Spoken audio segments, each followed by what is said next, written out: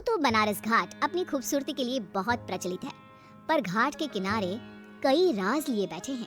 ये कहानी शुरू होती है बनारस के घाट के पास बने ममता निवास से, जहाँ प्रिया लाल जोड़े में ममता के घर उसकी बहू बनकर आती है।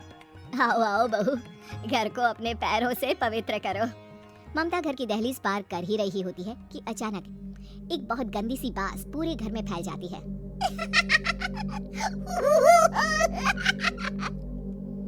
ये बदबू और ये आवाजें, ये कौन हंस रहा है माँ? अब ये पड़ोसी ना हमारे थोड़े अलग से है। कहाँ हम शाकाहारी और ये मांस मच्छी खाने वाले। छोड़, तू ध्यान मत दे और गृह प्रवेश कर। और हाँ बहू, अपनी सास की एक बात हमेशा याद रखना, इन पड़ोसियों से तो कभी बात नहीं करेगी। अच्छे लोग नहीं है ये। अपनी सास की ये बात मानेगी ना बेटा? हाँ माँ, जो आपकी मर्जी, मैं उनसे बात नहीं करूंगी। अगले दिन प्रिया अपनी पहली रसोई बनाने रसोई घर में जाती है।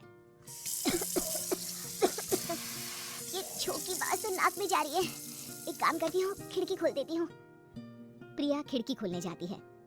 इतने जाले, लगता है इस खिड़की को कभी खोला ही नहीं गया। पर ऐसा क्यों? ओह, नॉन वेज की स्मेल आती होगी ना। 2 मिनट के लिए खोल लेती हूँ, फिर बंद कर दूंगी।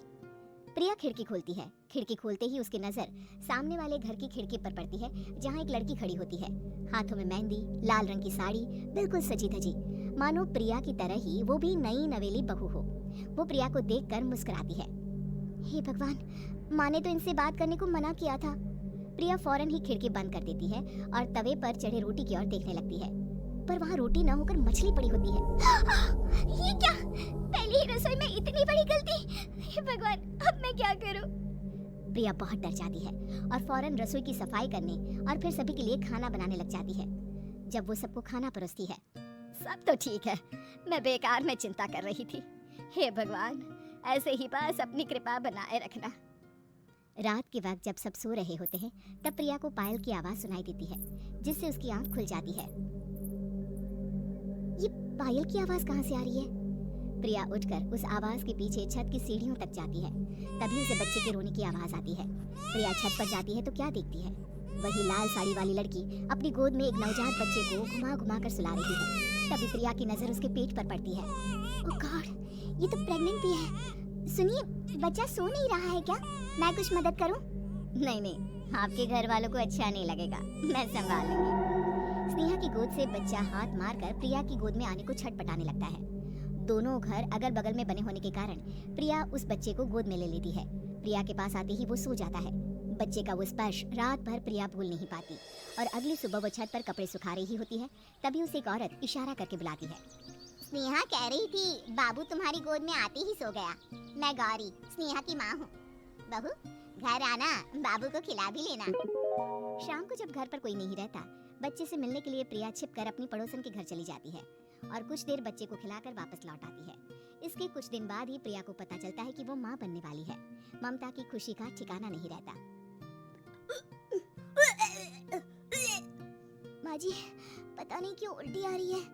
प्रिया भागती हुई वॉशरूम में जाती है तो हरे और लाल रंग की उल्टी करती है। उस उल्टी में से कीड़े निकलते हैं। ये क्या? खून और ये कीड़े! माँ! माँ! प्रिया की आवाज सुनकर ममता दौड़कर आती है, पर बेसिन में कुछ नहीं होता। प्रिया हक्की बक्की रह जाती है। ये सब क्या हो रहा है? प्रिया घबरा जाती है और अपने कमरे में जाकर सो जाती है। डर के कारण वो इतनी थक जाती है कि उसकी आंख लग जाती है। तब उसे ऐसा लगता है उसके पेट पर मानो कोई बैठा हुआ हो। कौन हो? प्रिया के पेट पर एक 5 महीने की बच्ची बैठी हुई थी, जो बुरी तरह जली हुई थी। माँ, तुम ही मुझे लाई ना अपने पेट में? मैं तुम्हारी माँ नहीं हूँ। कौन हो तुम? माँ, देखो मैं जल गई बुरी तरह से। 6 महीने पेट में रहने को भी मुझे नहीं मिला। सहला दो ना माँ। बचाओ! बचाओ! माँ!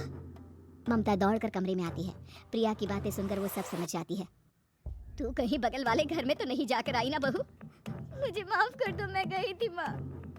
उस घर में सब मरे हुए हैं बहू। कई साल पहले स्नेहा उस घर में बहू बनकर आई थी। कुछ ही दिन में वो एक बच्चे को जन्म देने वाली थी। पूरा घर बच्चे के आने की खुशी में खोया था कि एक दिन अचानक उस घर में आग लग गई। सब बुरी तरह जलकर मर गए। गौरी आज भी दादी बनने का इंतजार कर रही है और इसीलिए स्नेहा ने अपना जन्मा बच्चा तुम्हारी कोख में डाल दिया। ममता ये कह रही होती है कि पीछे से उसके पैरों को एक बच्चा पकड़ लेता है। माँ, स्नेहा की गोद में यही बच्चा था। ये बच्चा कौन है फिर? तेरी मौत है। तेरी भी दादी। जिस चीज का ममता को डर था वही हो गया। ममता निवास के ऊपर मौत ने चादर बिछा दी थी। प्रिया का पेट ऐसे बढ़ जाता है मानो 9 महीने का हो। 2 हाथ उसके पेट से बाहर निकलते हैं। बहू, संतोष को फोन कर, किसी पंडित जी को बुला बहू। प्रिया का पति भागता हुआ घर आता है। ये तो होना ही था माँ। तेरा पाप तेरे सामने आ गया तो तू सह नहीं पा रही है।